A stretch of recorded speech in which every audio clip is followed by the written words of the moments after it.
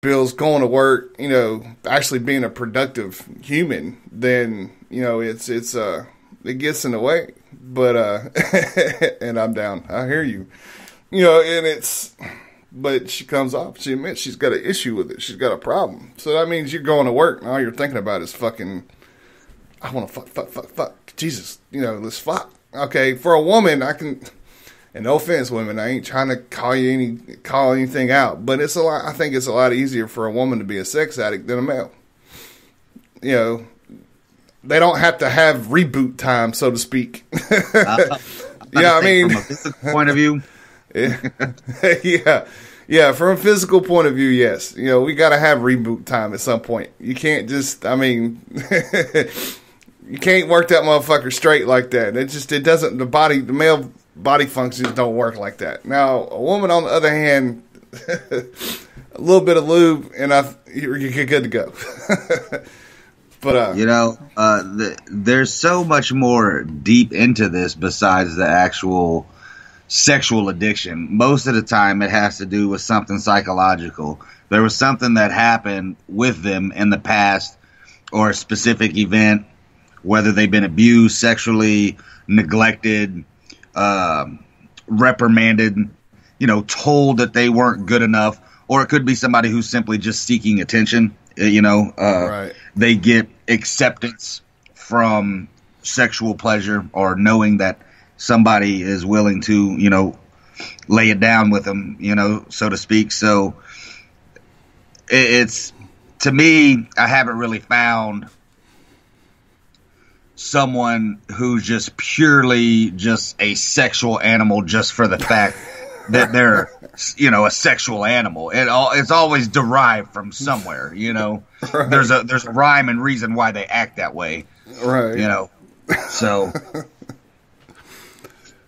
Sorry, I don't mean to laugh, dude. I just turned on my Facebook page, and there's this lady with this dick on top of a cake, and this one lady holds it up. It's just throwing out fucking icing, dude. Sorry, it's funny. This lady's like old. So she just got shot in the face by a cake. I just reposted it in my timeline. If y'all want to look at that, it's kind of funny. But even Ryan though, even though Ryan, let's get serious for a moment here, brother. Lay back on the couch, man, and tell me your deepest thoughts about Rosie Palm and Lefty Lucy. Because you talk about these two women all the time. It sounds like you're addicted to these two ladies, and you need to give them a break, man. You gotta want them to crave the Ryan C. You know what I mean? Gotta tease them a little bit. And motherfucking man needs to learn to eat out like a motherfucking boss. Wow. See, Ron done jumped into it hard now. So I'm not gonna play the whole thing, but it's like a day in the life of a sex addict. I mean, this is what they go through, and it gets a little detailish here. Being a single student at Teesside can be one thing. Having a long list of, experience is another. I sat down with the infamous Rugby Rosie to find out whether sexual addiction was a myth or not. She's very honest. Viewer discretion is advised.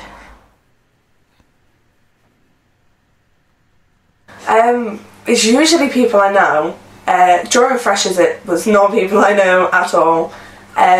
But now it's usually people who either I'm friends with or my friends are friends with, and you sort of get to know, and then it just sort of happens. Around at my friend's house where we go all the time, I've kissed nearly, I think there's one or two that I haven't kissed. One of them's gay and one of them's got a girlfriend. There's literally, even the girls, we've all kissed each other and we all see each other naked all the time, and it's literally crazy. There's no shame.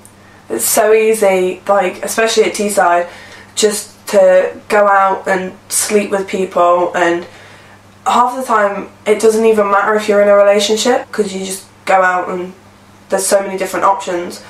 I usually sort of just find a good looking group of lads, just sort of shimmy my way over, and I don't know, you just sort of make yourself noticed, and then I don't know, it's just sort of, you get talking, and if you find them physically attractive, you'll neck on with them, and then I never initiate going back to anybody's house. So I always make sure it's them. But I sort of make it obvious that I want to, and then it's up to them whether they do or not. I don't know, it's quite weird. It's sort of being close to somebody else but not having to have like the emotional attachment to them, and then obviously the pleasure. It's a bonus. But it's one of them where if I haven't had it for maybe like 2 weeks, I'll be like, right, I'm going out tonight, I'm getting some sex, really need some sex. It's like now that it's been 2 months and I'm a bit like, right, I need some sex. Like, I can feel cobwebs. It's literally that bad. And I'm just like, dear Lord, I need the sex. Everyone around you's having it all the time. So then if you see somebody having something that you wanted, you can't have it, so you go out and try and find it. I was 16, and it was me and my boyfriend at the time, his best friend and my best friend, were at this house party, and me and my boyfriend were having sex. We was like, oh, should we invite the other two in? Because we knew they were having sex. So we was like, yeah, we're on foursome, and we're like, blah, blah, blah. We all laid down on the bed. My best friend went to me, I don't feel very well, threw up all over the bed, all over the room, so we couldn't. I was once having sex with this lad, and he was a bit on the porky side, and I was on top, and I was really drunk at the time, and I had to stop and lie down because I was getting seasick. I was literally getting like motion sickness, so I had to stop because I was like, I'm sorry, but I'm gonna be sick. I do like a finger up my bum. There was the time during Freshers, I was the very first night of Freshers as well. I was quite lucky. So we went back to his house, and we were in his room like having sex. Then all of a sudden you heard all of his housemates come back. He hadn't locked his bedroom door, so they all started walking in. They got a video of me sucking him off, right? I was raging. And then this lad just kept walking in and out like, oh, can I join in? Can I join in? And I was like, no. Oh my God, and then that's weird. The girl that he'd slept with earlier on in the day walked in and was like, oh, I was banging him earlier, my name's Beth. And I was like, oh, my name's Beth. And then she was like, oh, we must have a thing for Beths then. No one has gone near my house since. Literally. I was like, no. Or when they try and talk dirty, or they get you to talk dirty, no. I'm just like, oh no. It's weird. Or if they make a weird noise, like when they come, I can't handle that. Like my ex-boyfriend, he used to make like this really weird, like, it was just a really weird noise. And I was literally, every time I was like, what are you doing? This is really weird. I'd rather go out and enjoy myself and be single and get like the good bits out of a relationship rather than all like the shit bits. Like, hey, go Ron. Contestant number 2. She likes a finger in her bum too. If you didn't catch that, Ron. Oh Lord. But you're right though. Addiction can come with anything. It really doesn't matter what it is. If it's something that's like these games on Facebook, you don't hear about it anymore. But at one point in time, they did a study on this shit with people playing like Candy Crush Saga and all this other shit that people were just so fucking addicted to. Because you can only play for so long, and then you got to wait a certain amount of time to let shit fill back up, and then you got to jump back on. I mean, when I was at Fort Sam Houston the last time, I kind of played those games quite a bit, in between appointments. That's your duty place for the day is to go to your appointments. And you got appointments all day, but you had to have time lapses in between your appointments, and it could be an hour or two, and you just go take care of shit you need to take care of. Me, I was on top of my stuff, so I just go to the SFAC, pull up some drinks, some fruit cups, and kick back on the couch and play my damn games until it was time for my next damn appointment. So it's called Viagra, motherfucker. It's called Move Somewhere That's Not in the Middle of Nowhere, Ron. Just saying. So what's your thoughts on it, man? Bro, what's sad is when I'm listening to her, my girl loves watching the investigation channel. And so we watch all this criminal shows and this, CSI shit. Right. And all I kept thinking about was like women like her end up dead or in a ditch somewhere. Because they put themselves in situations where they can't get out of. And they're so loosey goosey and easy to just go with the flow and go with this guy and go with that guy. They get lured into a trap, end up getting raped, end up getting killed, end up getting on the news. Yep. You know, it's sad. It's really sad. And it happens to guys too. So don't just think that's just the ladies, y'all. It happens to guys too. I know in Kansas, that was one big thing when we first got there. They like you young fellas out here. Unfortunately, they found a couple in the ditch. So, you know. Well, bro, it's crazy that you say that because I literally just watched a show yesterday. And usually I make fun of my girl for these shows. 'Cause I'm like, oh, my God, more criminal investigations. Come on, let's turn it.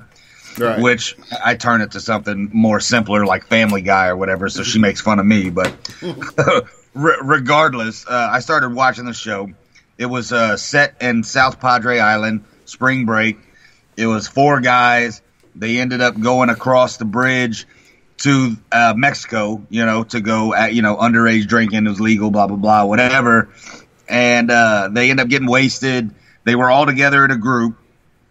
In a split second, the one that was the most wasted got left behind for a second because his buddy he was walking with had to go use the restroom. So he ran off to go piss, said, I'll be right back.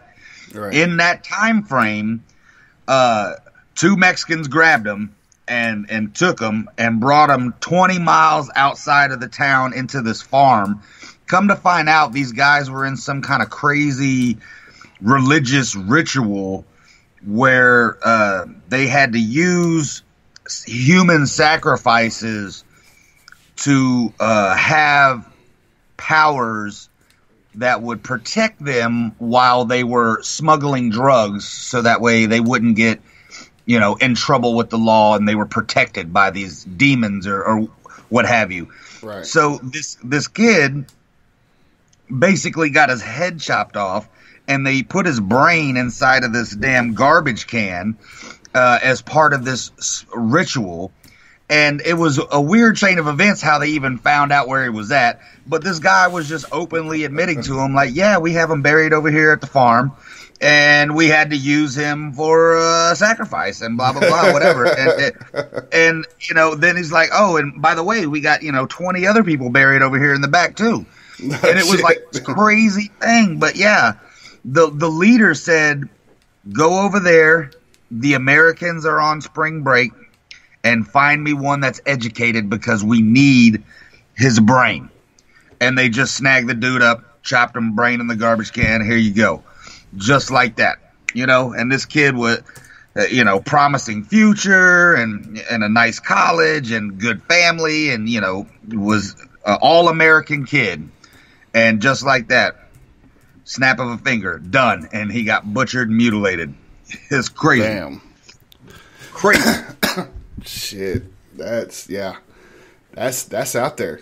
It's fucking out there. What's up, Chris? What would you become the first male in history to have a baby? What's up, brother? You know, it is, man. I mean, it happens to fucking males too. Don't think just because you're a guy out there that you're fucking safe from somebody, you know, bending you over and calling you Cletus. I'm saying. It happens. Yeah. Man. He's on the way. Oh, that's what's up, man. Congratulations on that.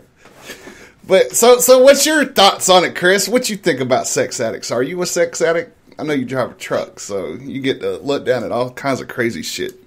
Hey, what you drive, man? What you drive, Casey? What do I have a 96 Mustang. Okay, so, oh shit! Congratulations, brother! Congratulations! Hell yeah! Congrats! Yeah. I see. I got an F-150, so I do get to look down sometimes. But that's, you know, you'd be surprised on what people do out in their fucking cars in the public. You know, that's kind of where I was glad that this kind of ran up into, because it's like, but I mean, people are fucking crazy. Like, sitting up high, man. You see, you know, unfortunately, you see dudes fucking around with shit. But, I mean, girls fucking do it too, man. They'll be riding, be driving, and all of a sudden, you know, some people are like, how in the fuck do you drive with that foot up on the dash? There's a reason why their foot's up on the dash. It's not a relaxing position unless you're tense. My car is very small and compact. And on top of that, I have a fucking breathalyzer in it.